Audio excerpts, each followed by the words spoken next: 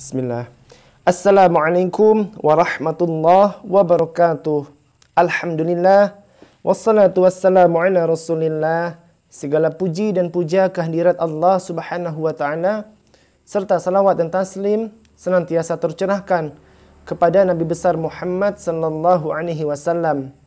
Hadirin yang dirahmati Allah subhanahu wa ta'ala, insyaallah kita akan lanjutkan lagi pada kitab Sahih Bukhari dan Muslim muttafaqun alaih dari penulis yaitu Muhammad Fuad Abdul Baqi, yaitu bab cabang-cabang iman yang paling afdal dan yang paling rendah.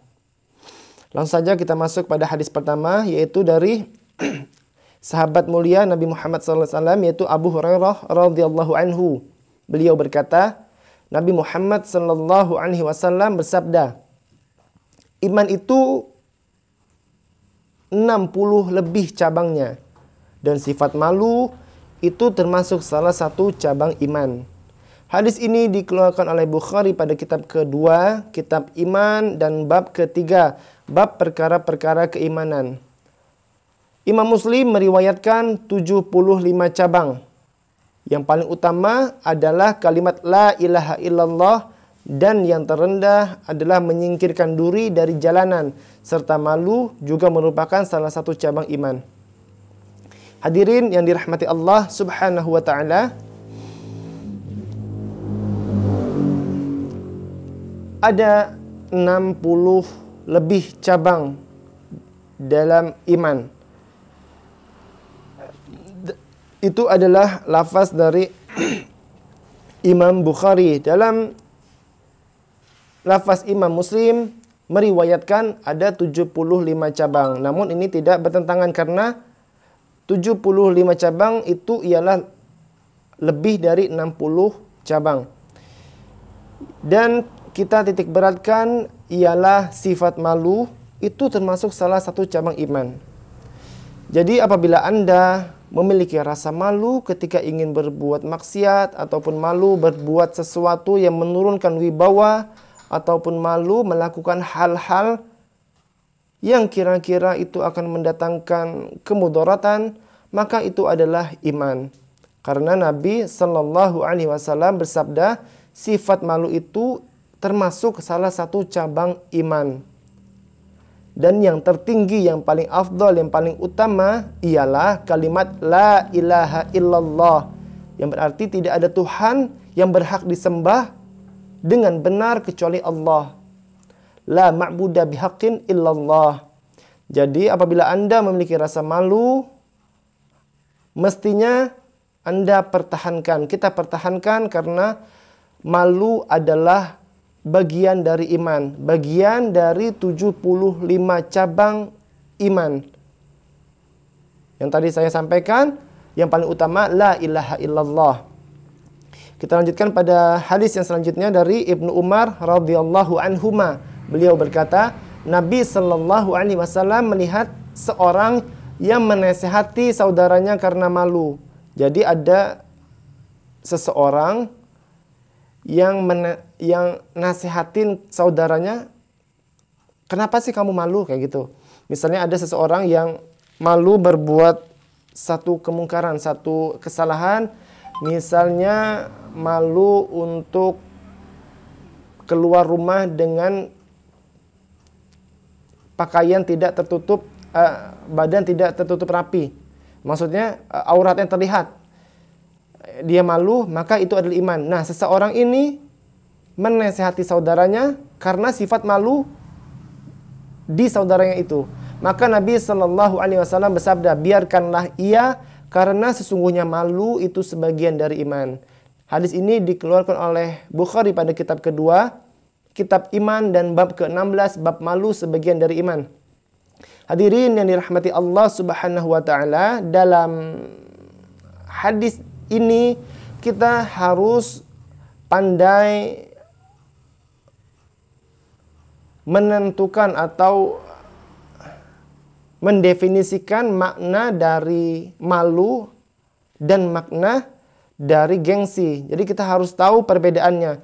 Apabila kita tidak ingin melakukan satu dosa, maka itu adalah malu.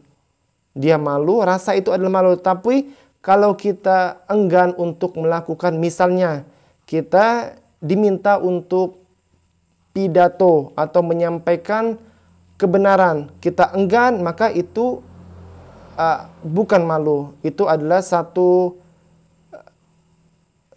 sifat yang namanya gengsi, yang mana dia ini berkata, kemungkinan besar di dalam hatinya ia berkata, aku malu apabila aku berpidato karena aku orang yang rendah dan orang-orang penontonnya ialah orang-orang petinggi. Itu maka kesombongan yang tertunda. Maksudnya ialah itu berarti secara tidak langsung dia berkata, apabila aku orang tinggi maka aku tidak akan malu. Begitu. Jadi kondisinya dia berada di bawah dan orang-orang yang mendengarkan calon pendengar ini adalah orang-orang yang kaya misalkan, maka ia malu. Tapi malu di sini bukan malu tetapi gengsi. Gengsi bisa kita ibaratkan sebagai kesombongan yang tertunda, karena orang ini akan berpidato apabila ia termasuk orang-orang yang kaya. Jadi dia itu bukan malu, itu gengsi. Malu itu misalnya kita keluar rumah dengan membuka aurat. Kita malu untuk mencuri perabotan rumah tangga, mencuri uang tetangga. Kita malu apabila kita korupsi waktu. Kita malu apabila kita melakukan keburukan-keburukan lainnya. Itu maka sifat malu. Jadi kita harus pandai membedakan antara sifat malu dan sifat gengsi. Misalnya saya contohkan satu sifat gengsi, misalnya saya enggan jalan jalan satu karena itu adalah jalan orang-orang kaya misalnya. Itu adalah sifat gengsi karena dia merasa dirinya itu rendah. Yang padahal Nabi Muhammad SAW menyampaikan bahwa tidak ada perbedaan di mata Allah kita ini kecuali ialah ketakwaan. Jadi kita tidak boleh merasa rendah diri di hadapan manusia siapapun, entah itu presiden, entah itu pejabat, entah itu dosen, guru kita, entah itu orang yang kita pernah berhutang dengan dia. Tidak boleh malu. Bahkan kita tidak boleh menundukkan badan ketika kita berjalan. Kita orang Islam senantiasa hidupnya mulia. Berjalan kemana saja silahkan, selama itu adalah tidak dosa. Mubah boleh-boleh saja kemana saja. Tetapi apabila dalam konteks ini dia enggan karena dia merasa dirinya ini tidak layak lewat situ, maka itu bukan malu, tapi itu gengsi. Dan gengsi adalah kesombongan yang tertunda. Apabila ia diuji dengan kekayaan, maka bisa dikatakan dan bisa dijamin orang ini akan menjadi orang yang sombong. Karena ketika dia miskin, dia enggan, ngerasa tidak layak.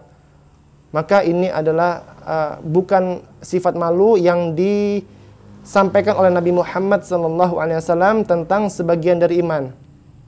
Maka apabila Anda telah dapat mampu membedakan antara malu dengan gengsi, maka tidak boleh menasihati atau melarang orang untuk tidak malu, karena malu ada sebagian dari iman. Dalam konteks ini ada seseorang yang menasihati saudaranya karena saudaranya ini malu. Maka Nabi Muhammad SAW bersabda, biarkanlah ia ini maksudnya orang yang malu tadi, karena sesungguhnya malu itu sebagian dari iman. Baik, kita lanjutkan pada hadis selanjutnya. Dari Imran bin Husain radhiyallahu anhu, beliau berkata, Nabi Muhammad SAW bersabda, malu itu tak mendatangkan sesuatu kecuali kebaikan. Hadis ini dikeluarkan oleh Bukhari pada kitab ke-78, kitab adab, dan bab ke-77, bab malu. Hadirin yang dirahmati Allah Subhanahu wa taala, Nabi menegaskan kembali tentang sifat malu ini. Beliau berkata, malu itu tidak akan mendatangkan sesuatu. Ingat, tidak akan mendatangkan sesuatu kecuali kebaikan. Yang artinya, malu ini ialah satu amalan yang baik. Apabila kita malu, maka itu adalah kebaikan. Tidak akan pernah mendatangkan kerugian, kemudaratan, kesalahpahaman.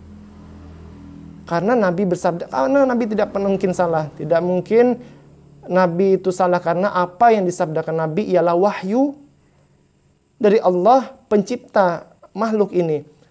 Yaitu malu itu tak mendatangkan sesuatu kecuali kebaikan. Maka apabila Anda mendapati saudara ataupun anak malu misalnya tampil terbuka auratnya di depan umum, maka kita tidak boleh mengatakan jangan malu. Tidak boleh, karena malu itu tak mendatangkan sesuatu kecuali kebaikan. Pasti mendatangkan kebaikan. Misalnya dalam satu perkumpulan rapat, misalnya ada rapat, setelah itu ada sesi penyampaian dari seseorang, misalnya orang menyampaikan sesuatu, maka kita potong, kita malu untuk memotong, maka itu adalah satu kebaikan karena kita tidak mempunyai hak untuk memotong pembicaraan orang lain karena orang lain sedang berbicara. Nah, malu di sini pun adalah sebagian dari iman.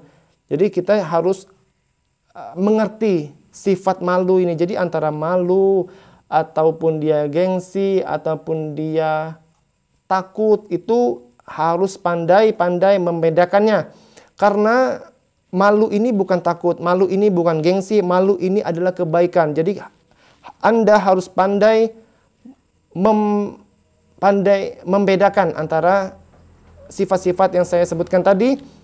Apabila itu malu, pertahankanlah. Pertahankanlah malu, karena malu itu hanya mendatangkan kebaikan, tidak mungkin mendatangkan keburukan.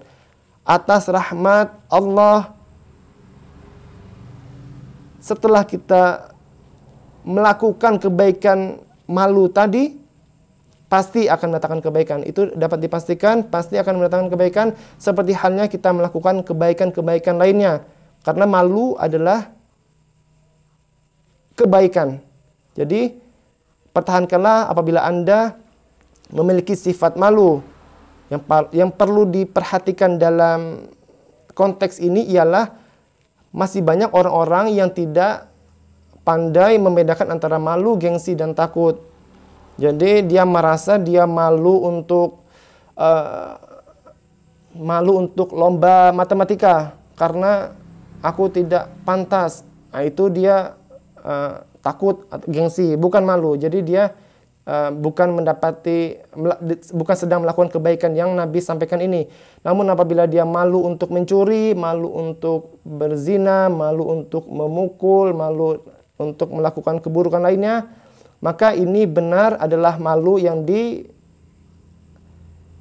disabdakan oleh Nabi Muhammad SAW ini.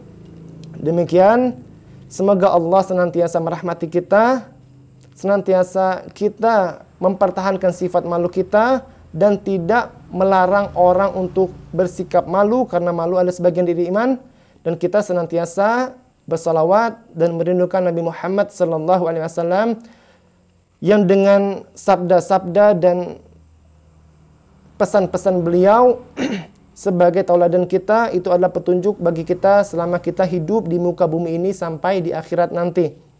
Demikian, apabila ada kesalahan saya mohon maaf.